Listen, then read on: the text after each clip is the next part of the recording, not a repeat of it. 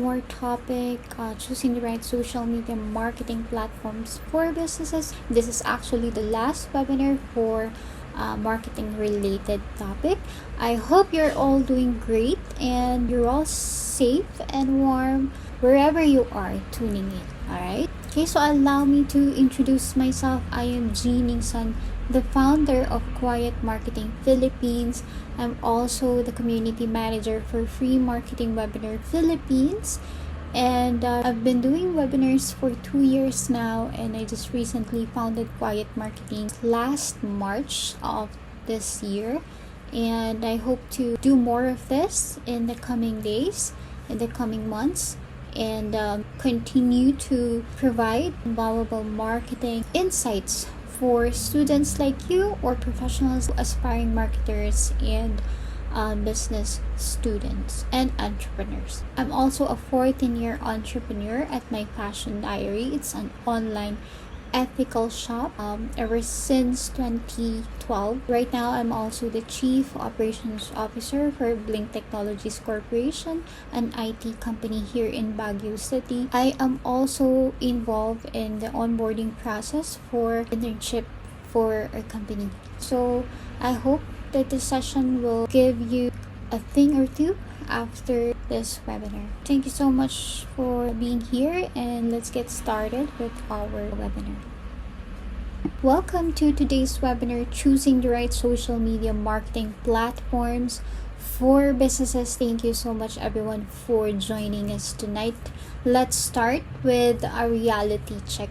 Okay, so bakit natin pinili yung topic na choosing the right social media platforms? Because not all platforms are created equal, and not all platforms are for you.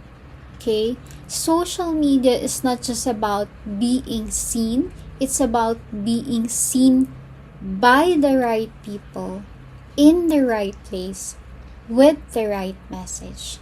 And this webinar is designed for you students, entrepreneurs, and business owners who want to stop wasting time and start making their social media work smarter, not harder. Okay, so why this matters is because a lot of businesses go viral on the wrong platform, and then they still get zero results. Many students and freelancers, they post online, but they're not building anything that lasts. And there are also brands that don't choose wisely. They end up being everywhere but getting nowhere. Okay, so after this session, you'll learn which platforms fit different goals and industries, how to match your brand personality with the right digital space, where to invest your time, your energy, and your content creation, and how to use platform native content styles to stand out. Okay, so let's begin by asking the most important question. What do you really want from social media? That answer will determine everything. Okay, so why choosing the right platform matters is not about being everywhere. It's about being effective where it counts. So let's dive deeper into why choosing the right social media platforms is a game changer for you, for your brand, or your business. So whether you're just starting out or looking to grow, making smart choices early can save you months, even years, or of trial and error. So here's why it matters. So first is, of course, it saves time and resources. Posting everywhere is exhausting. But if you choose smartly, it helps you focus your efforts where it matters. Okay? So, maybe mamaya pag-uusapan natin why mahalaga ang pagpili ng social media platform for your business, because each social media platform has its own power. Knowing that will help you leverage your marketing game or your business strategy. Okay? Next is it helps you reach the right audience. Each platforms attracts a different crowd. Kasi sa Facebook, iba-ibang demographics. Iba din sa TikTok, iba din sa Instagram. So, later on, yun yung mga pag-uusapan natin. So, each platforms attracts a different crowd. And if you know where your people are, it's half the battle. Okay? It also supports your brand tone and business goals. So, some platforms are built for sales. Others are for storytelling, discovery, authority. Okay, so your platform should match your voice and your vision. Okay, and of course, now that we know why it matters, now we're going to figure out how to choose the right one for you. Okay, so let's look at the bigger picture with a platform overview. Okay, so what is the best social media network for your business? We have the different platforms. You have Facebook, Instagram, LinkedIn, Twitter, X, it's already X, diba? TikTok, YouTube as well, and Pinterest. Okay, so different platform, different energies. The key is alignment, not presence. Okay, let's zoom out a little bit and take a look at the big picture. When you choose a platform, it's easy to go with what's popular, but we're not here for vanity. What is vanity? There are a lot of social media managers out there na nakikita ko posting sa mga groups that I've reached this amount of audience, and they're proud of what they did for inviting people to like a certain page. For example, ang goal nila is to magparami ng likes. Okay? The problem here is that even if you invite people, invite ka ng kamag-anak mo to like your page, for example, the problem is, as a marketing student, you know that they are not your market. So those likes become vanity. Meaning, they're just numbers, but they don't mean anything. So, we're here for the clarity and impact. Kaya natin to pinag-uusapan. Kaya mahalaga yung topic na to, itong webinar na to, so that we can break down looking at the 3 core layers you need to understand for each platform. So, ano ba yung 3 core layers? So, number 1 is platform demographics. Who's there? Each platform has its own crowd. Okay? So, pag-usapan natin bawat isa. For Facebook tends to have older users. Okay? So, think of millennials and above. Kaya nga, pagtatanungin mo yung mga Gen Z ngayon, most especially yung mga anak ko, why are you not liking my post? Sabi ko sa anak ko, Mama, I don't use much Facebook. We're on Instagram. We're on TikTok. Ganun ang sagot nila sa akin. So, yung anak ko, generation nila is Gen Z and Gen Alpha. Okay, so, what they're saying is, as users, they're not into Facebook. Kaya nga ang Facebook, they have older users and millennials and above. Okay, so, there. And when it comes to Instagram, it still attracts a visually driven crowd. So mostly users for yung demographics for Instagram are mostly 18 to 34 years old. Okay? So for TikTok, ito gaya ng sabi ko kanina, ito yung Gen Z playground. Kung ang target mo, ang business mo, ang target is Gen Z, so itong gagamitin mo, TikTok. But we're not saying that you cannot use these different platforms for your business. What we're trying to point out here is that if you're targeting a specific goal, if your target market is Gen Z, then it's smarter to choose a platform and give your best efforts or your resources in that specific platform. That's a smart strategy. LinkedIn is where professionals build authority. Ang madalas na audience ng LinkedIn is they're more into business to business. Okay? So, bihira ka makakakita dito ng Gen Z or Gen Alpha. Mostly, ang mga tao dito is either naghahanap ng partnerships or naghahanap ng trabaho. Okay? Job searching. Okay? Now, kaya yung sinasabi natin kanina na ano ba yung use ng isang platform. Okay?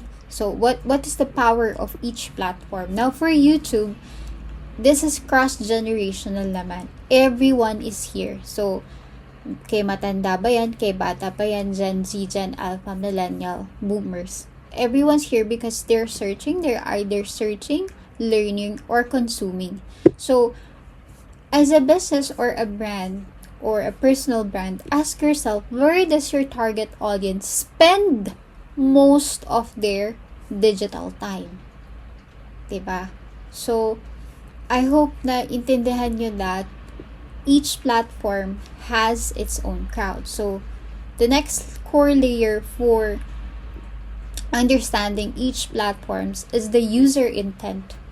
Why are they there? So, kanina, it's not just who's there. Ngayon naman, it's why they're here. Okay? So, for people on TikTok, people scroll TikTok for entertainment. So, for Instagram, it's for inspiration or aesthetic. Alam nyo naman yan because I know that you're using, especially most of you students right now na sign up dito sa webinar natin. You know that Instagram is for inspiration as well as for aesthetic. Diba? So, if your brand is more into aesthetics, then it's smart to choose Instagram for your social media marketing game. Now, users go on LinkedIn to network or learn. Okay? So, ito yung sinasabi ko kanina na more on ng LinkedIn is business to business. If you're looking for partnerships or if you want to learn, kasi di ba merong LinkedIn Learning, but it's paid But there are a lot of thought leaders in LinkedIn that share their knowledge using visual content. So, yan ay isang naging trend sa LinkedIn ngayon, mga visual content. YouTube naman, YouTube is to solve problems. Ang goal ng user or ng audience is to search for information. In-depth information, ang talagang unang pinupuntahan nila. If they want to learn something, ang talagang unang pinupuntahan, especially when it comes to workshops and how-tos, ayan, YouTube ang pinupuntahan nila. That's why I'm choosing YouTube as my platform for my webinars. Okay? Users, they search YouTube to solve their problems or they want to explore topics. So if your content doesn't match the mindset of users on that platform, it won't land. Okay? Even if you have the best marketing, it will feel invisible when you delivered in the wrong context. Okay? So mahalagang malaman talaga yung mga different uses of each platforms. Okay? Kaya natin narinig sinasabi na not because there is a social media platform, you can use every platform. But again, it depends on your goal. Ano ba yung goal mo? A third core layer natin is the engagement time. How long do they stay? Okay, so not all engagement is created equal as well. Some platforms have high retention like YouTube. Okay, so for example, high retention meaning this webinar lasts a maximum of 45 minutes. So some platforms have high retention like YouTube where users spend more time on videos. Others are fast, scroll heavy spaces like Instagram or TikTok. So this changes the type of content that works. Do you need long form, trust building content, or short form, high frequency discovery? Okay, so in terms of what we do as webinars, of course, it's a long form and it's a trust building content. That's why we're choosing YouTube. For short form or frequency discovery, these are Reels, Instagram Reels, or TikTok. Diba? So, knowing this helps you plan your strategy from content length to format to posting schedules.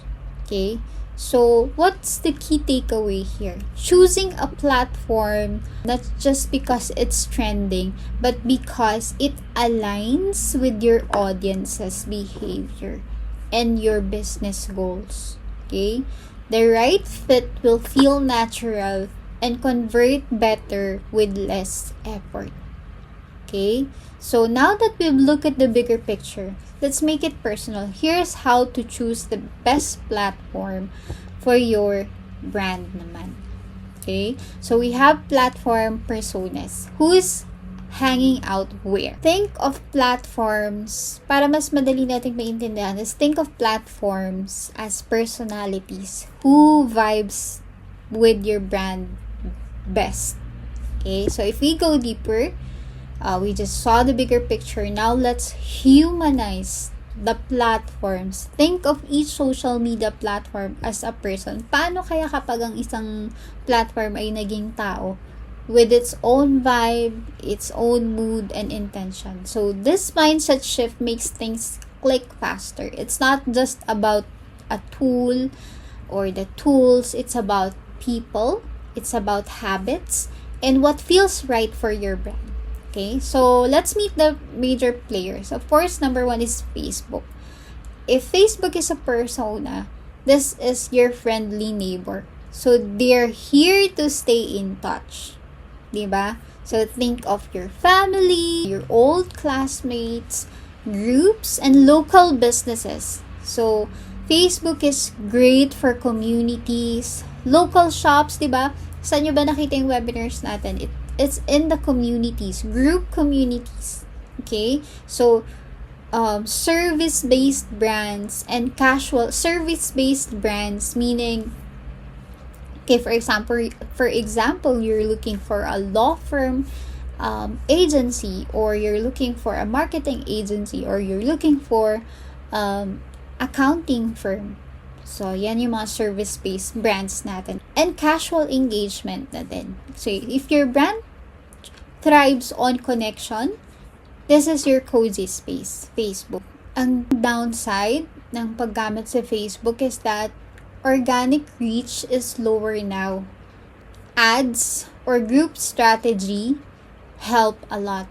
Pag sinabi natin organic reach, ito yung hindi ginagamitan ng ads. Results are slower with organic reach. Okay? Ang meaning din naman ng organic reach is it's not a paid promotion. So, nakita ng user or nag-appear sa kanyang feed ang brand mo without even an ad.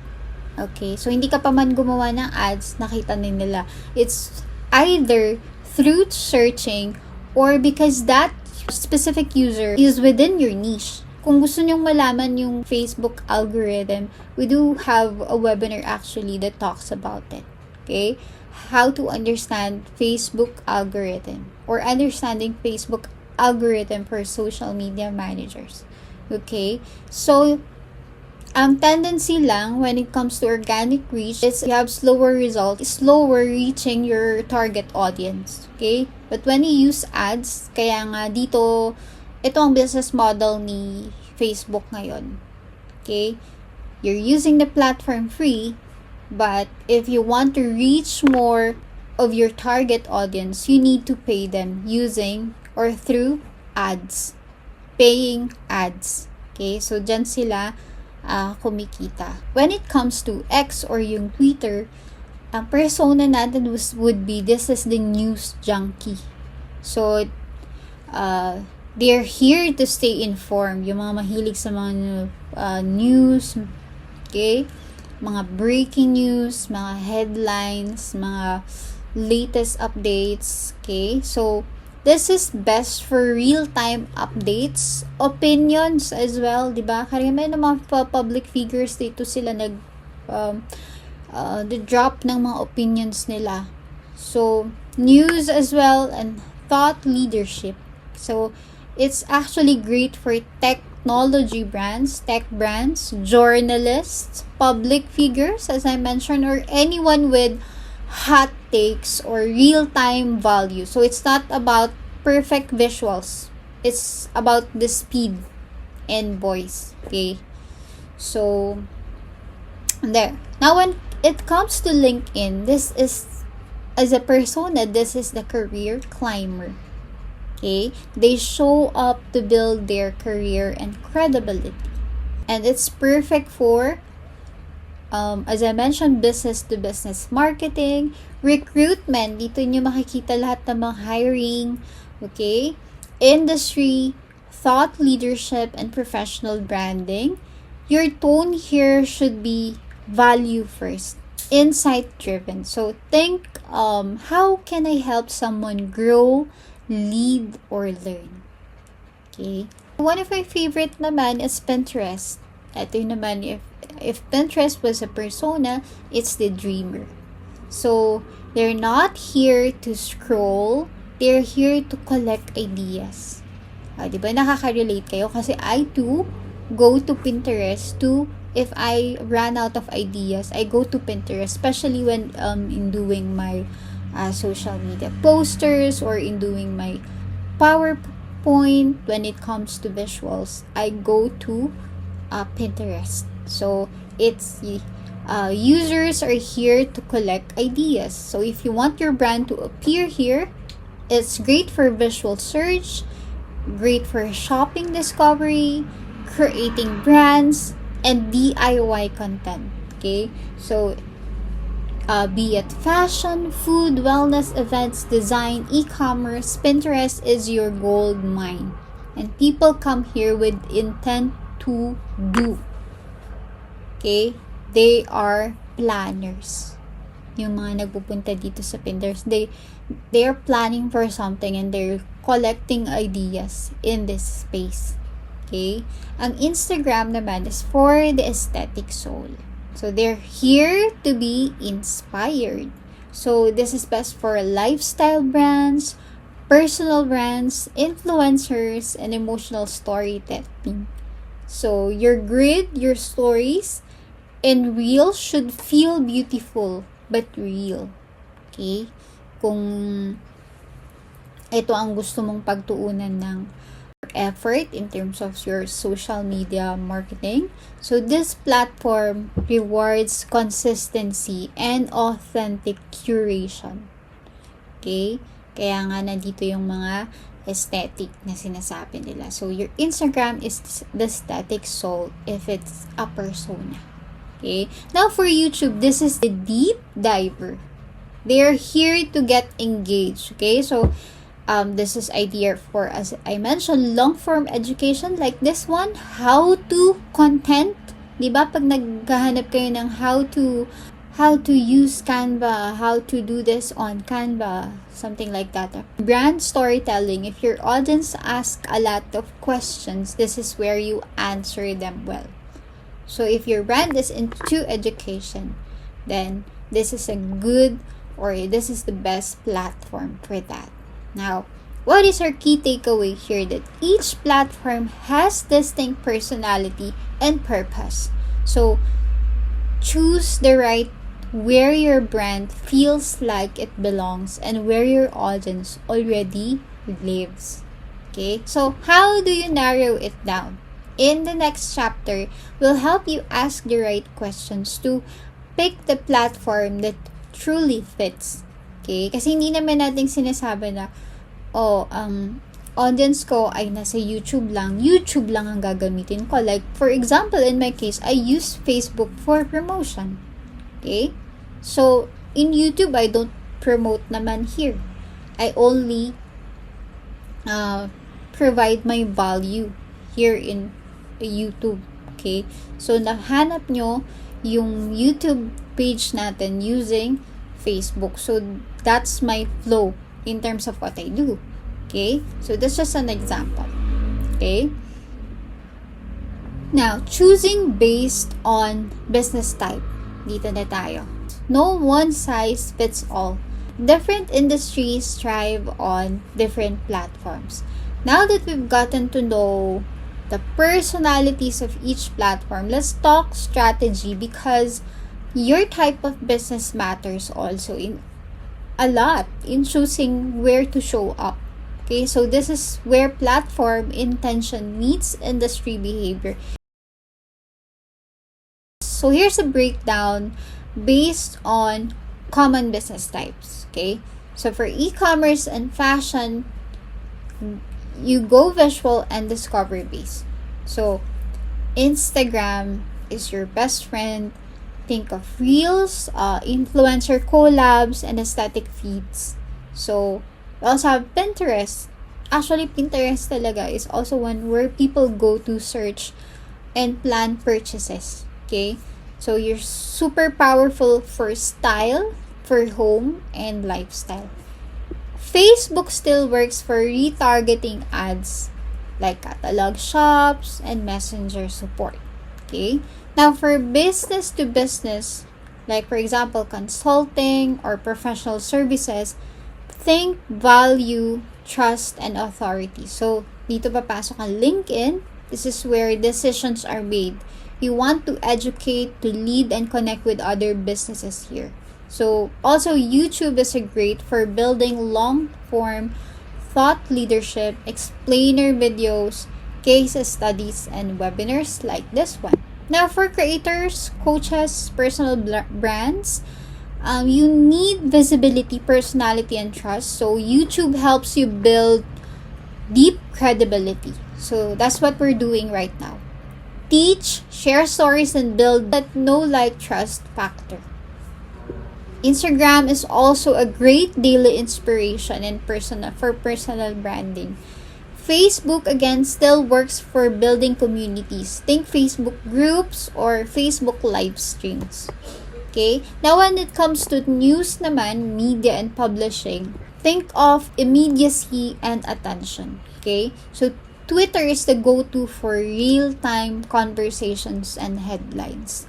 YouTube helps you deliver deep dives, reports, and analysis in video form. So together, these two, they work as fast and deep tools. Okay? Now, for local businesses, ito na yung mga kadalasan na nakikita natin. Proximity and relationship are key. Facebook works great for location-based targeting, reviews, and community updates. And then Instagram is your visual storefront. People check feeds and stories before they even walk in your door. Okay, so for local businesses, Facebook and Instagram works best because of proximity and relationship. Okay, so the key insight here is that different businesses, they thrive on different platforms.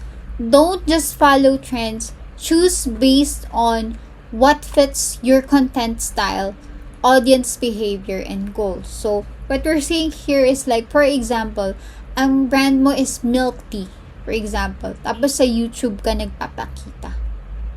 Okay? So, it depends on your goal.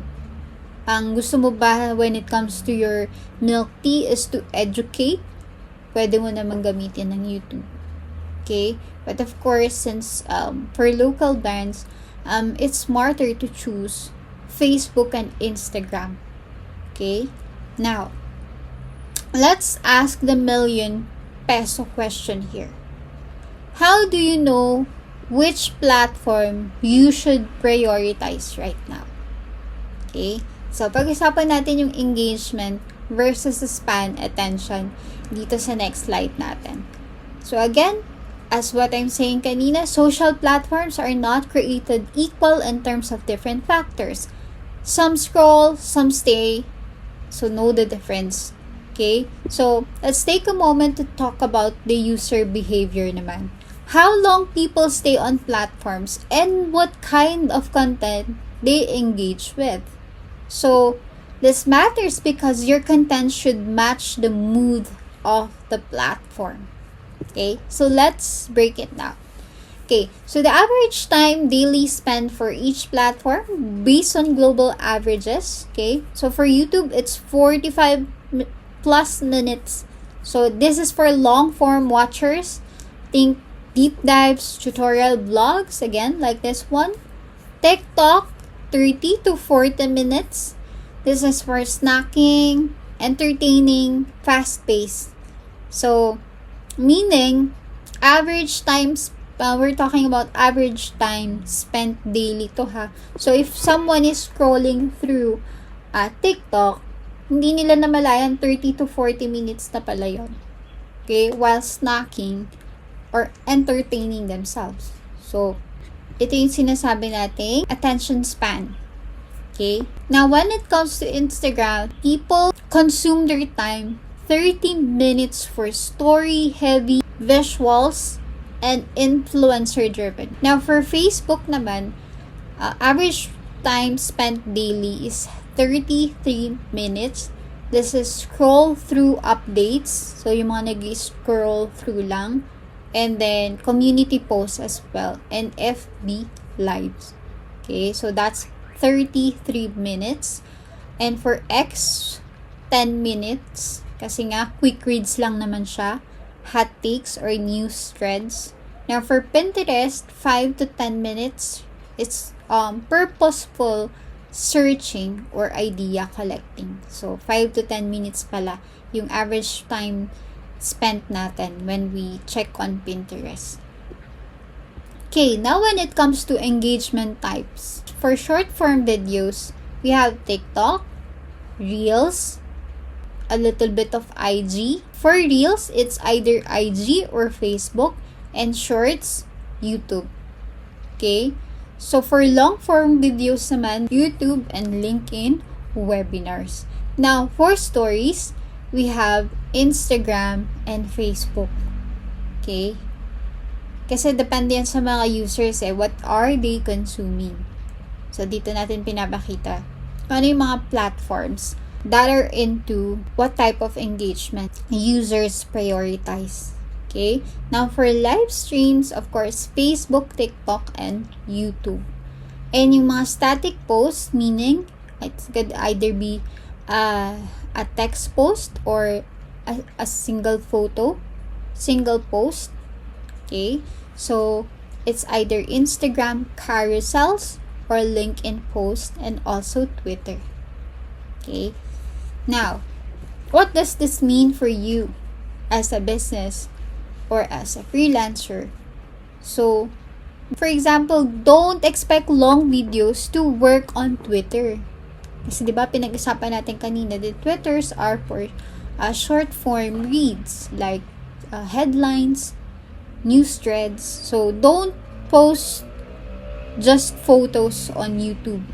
Okay? Although meron ng photo sharing sa YouTube, diba? Yan na yung bagong update ni YouTube. You can already post photos on YouTube, not just videos.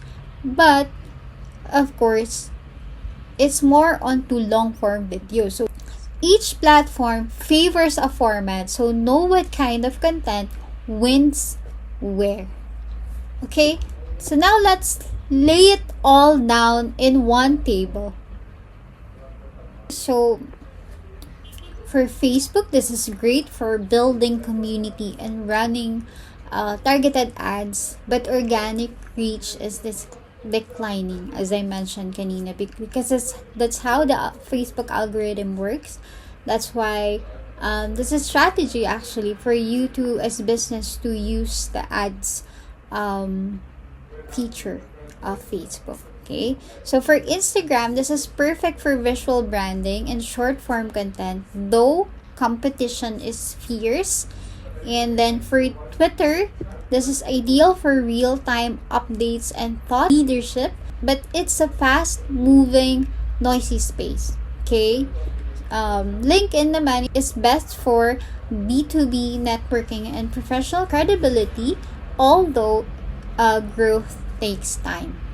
Okay, and then for Pinterest, it's great for search-driven product discovery, especially in niche lifestyles categories. And then for YouTube, it's powerful for search engine optimization and authority through long-form content, but needs high production effort. Now for TikTok, ideal for viral trend-driven content and Gen Z engagement, but not all brands fit the culture. Okay? So, ang tip lang natin palagi when it comes to these platforms, when it comes to the pros and cons, choose platforms that complement your strengths. If you're good at talking, go to YouTube or LinkedIn Live.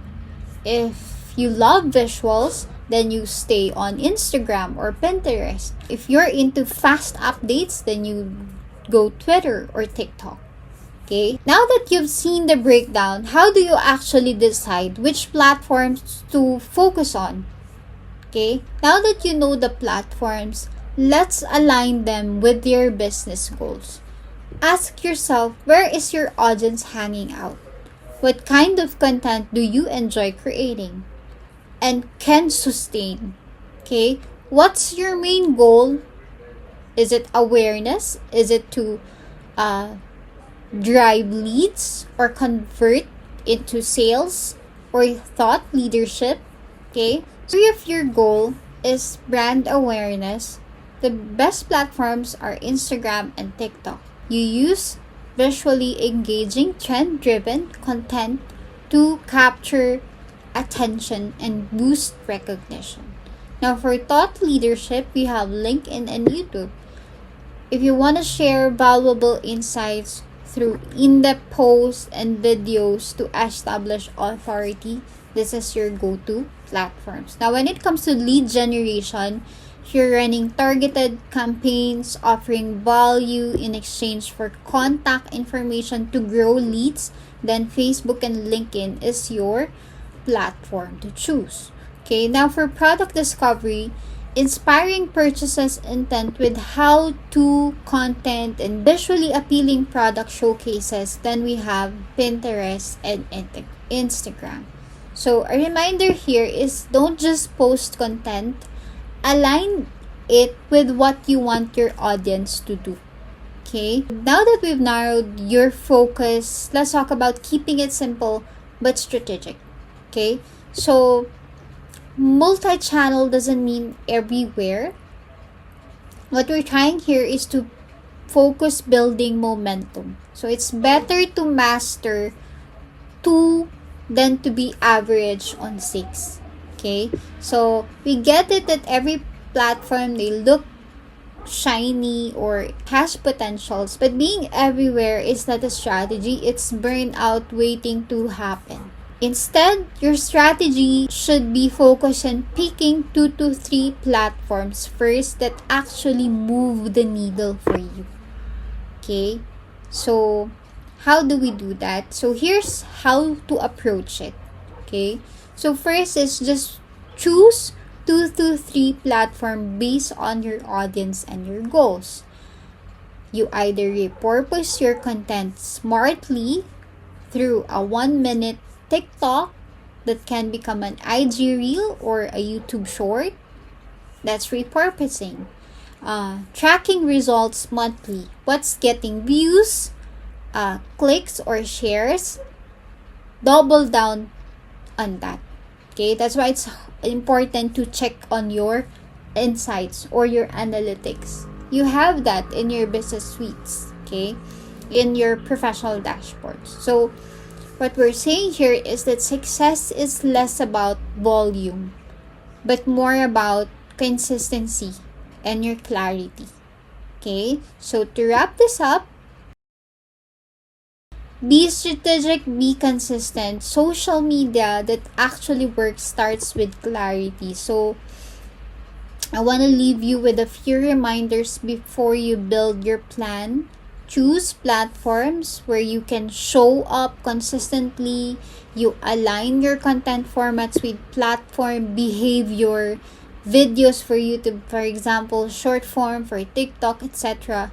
Test, measure, and evolve every month. Okay, this is not a one-size-fits-all game. Your strategy should grow as you grow. Knowing how to use social media is no longer enough. Okay, everyone can post, everyone can scroll, everyone can be online, but not everyone is strategic. So knowing all of this that we've talked about, I hope that you'll be able to strategize on which platforms you're going to leverage, because not everyone takes the time to align platforms with their purpose. Okay? That's why the goal of this webinar is choosing the right platform that actually works for what you do as a brand or as a business. Not everyone creates content that actually connects, converts, or lasts. So it's not about chasing trends, it's about choosing what's right for you, for your brand, and for your audience. So whether you're a student, an entrepreneur, or aspiring digital leader, be intentional, be selective, and most of all, be consistent. Because in 2025, social media isn't just a place to be seen, it's a place to build trust, drive results, and grow with purpose. Thank you so much for showing up.